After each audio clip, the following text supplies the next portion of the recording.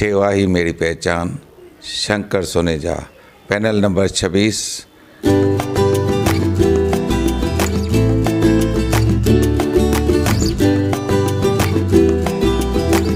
सेवा ही मेरी पहचान, शंकर सोनेजा, पैनल नंबर 26। रिश्तो मीट एक कॉन्फ्रेंस रूम जिते छोकरे छोकरी के एक ॿिए सां मिलाइण लाइ या कची मिसरी जहिड़ा फंक्शन्स तव्हां करे सघो था, उहो भी बिल्कुल फ्री में। पोइ भले तव्हां रिश्तो.com में मेंबरशिप वरती हुजे या न। रिश्तो meet for your perfect match.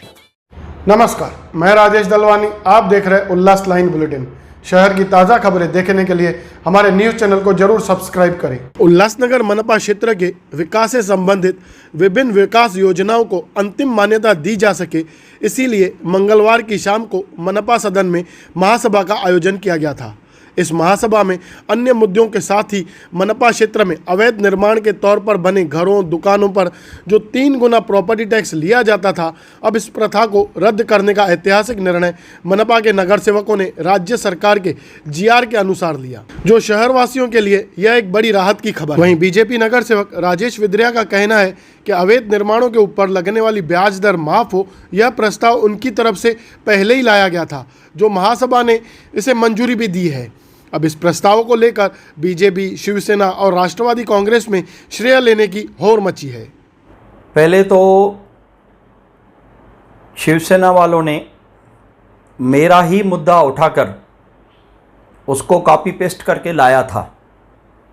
मुद्दा ऐसा है कि 16 मार्च 2022 को जो बजट की विशेष महासभा हुई थी, जिसमें मैंने एक प्रस्ताव दिया था कि महाराष्ट्र म्युनिसिपल कॉरपोरेशन एक्ट का सेक्शन 267A(1)D में 2017 में एक ऑर्डिनेंस के द्वारा महाराष्ट्र सरकार ने राज्यपाल की परमिशन से एक अमेंडमेंट लाई है। और वो अमेंडमेंट ऐसी थी कि जो भी इलीगल कंस्ट्रक्शन हुई है, जिसकी टैक्स की पेनल्टी 3 गुना ली जा रही थी, खास करके कल्याण बदलापुर रोड पर, जैसे हमारे दुकानदार भाइयों ने जो 5 साल पहले रोड बनते समय वहाँ पर महानगर पालिका को सहकार करते हुए अपने दुकान तोड़े थे, तो उस समय पे उनको दुकान ऊपर बनाने के लिए दी गई थी। तो इन्होंने, महानगर पालिका ने उनके ऊपर भी पेनल्टी लगा दी थी।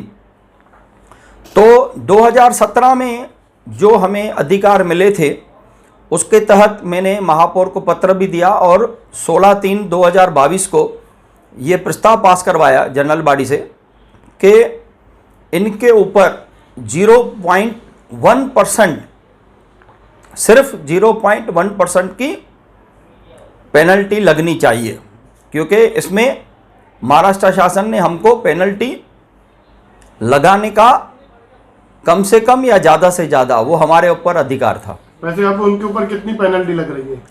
अभी आज शिवसेना के 4 नगर सेवकों ने ये मुद्दा उपस्थित किया, तो उनका जो प्रस्ताव है वो ऐसा है कि रेसिडेंशियल पे 600 स्क्वायर फुट तक कोई भी पेनल्टी नहीं लगेगी, और 601 से लेकर 1000 फुट तक जनरल टैक्स में, सिर्फ जनरल टैक्स में 25% की पेनल्टी लगेगी, और 1000 से ऊपर घरों पर जनरल टैक्स में 50% की टैक्स लगेगी, और कॉमर्शियल मतलब दुकानों पे, इंडस्ट्रियल पे 600 फुट तक जो है वो 25%, 601 से 1000 तक 25%, और 1000 से ऊपर 50% की जनरल टैक्स में सिर्फ पेनल्टी लगेगी।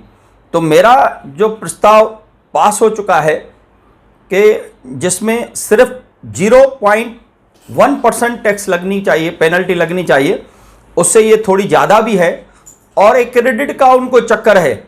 जैसे कुछ दिन पहले आपने देखा होगा कि यूटीए ने कालानी महल पर एक मीटिंग करके विरोध किया कि ये जो लग रही है उसके लिए विरोध है।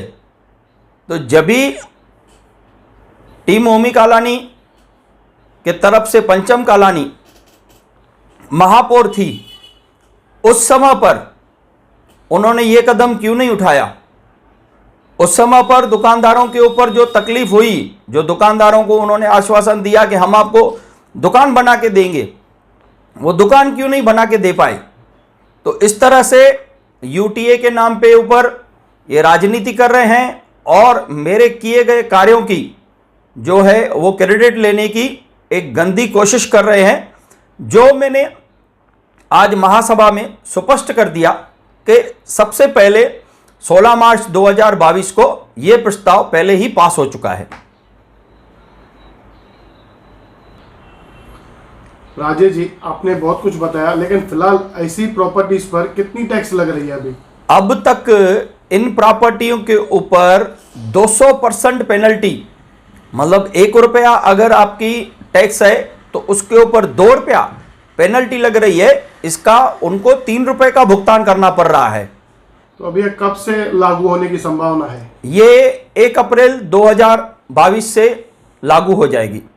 देखिए, भारतीय जनता पार्टी के 7 स्थायी समिति के सदस्यों ने यह मांग की थी कि जिस प्रकार टैक्स पर अभय योजना लगाई गई है, वैसे ही पानी के जो कमर्शियल बिल हैं, जो कई लोगों पर कई वर्षों से 5 लाख, 10 लाख, 15 लाख ब्याज पे ऊपर ब्याज चढ़ते गए हैं, उसके ऊपर भी अभय योजना लगनी चाहिए। लास्ट ईयर में यह अभय योजना लगी थी, उसी प्रकार टैक्स पे भी लगी थी, लेकिन जो कोरोना की स्थिति थी, जिसकी वजह से लोगों की आर्थिक स्थिति ठीक न होने की वजह से कई लोग इसका लाभ नहीं ले सके थे। हमने टैक्स पर अभय योजना का प्रस्ताव लाया और महानगर पालिका के आयुक्त ने वह शासन को रद्द करने के लिए भेजा, लेकिन महाराष्ट्र शासन ने भी उस प्रस्ताव को मंजूरी दी और आज उसका यह निर्णय हुआ कि अभय योजना हमें कम से कम 31 मार्च तक 40 करोड़ रुपए टैक्स के ज़्यादा वसूल हो जाएंगे और हमारा जो 100 करोड़ का लक्ष्य है वो 31 मार्च तक पूरा होगा। उसी प्रकार हमने माननीय आयुक्त जी से यह भी निवेदन किया है कि यह अभय योजना जो पानी के कमर्शियल बिलों पर है, वह भी अगर इस वर्ष 1 अप्रैल से 15 अप्रैल तक लगाते हैं तो बहुत सारे लोगों को इसका लाभ मिलेगा। और जो लोग तकलीफ में हैं, कोई कोर्ट गए हैं, किन्होंने कोर्ट में 50% डिपॉजिट भर करके केस चालू है, कई लोगों के दुकान भी सील किए जा रहे हैं, किनके पानी के कनेक्शन काटे जा रहे हैं, तो सर्व समिति से सभागृह के सभी सदस्यों ने इसको मान्यता दी है और मुझे पूर्ण विश्वास है कि माननीय आयुक्त जी यह प्रस्ताव 1 अप्रैल से लागू करेंगे और 1 अप्रैल से 15 अप्रैल तक पानी के जो कमर्शियल बिल हैं उनके ऊपर रियायत मिलेगी और जो लाखों रुपए उनके ऊपर दंड लग चुका है वह माफ़ होगा और सभी लोग अपने बिल भरेंगे। उल्लास लाइन बुलेटिन को सब्सक्राइब करें, बेल आइकॉन दबाएं और देखिए उल्लास लाइन बुलेटिन की न्यूज़ सबसे पहले आपके मोबाइल पर।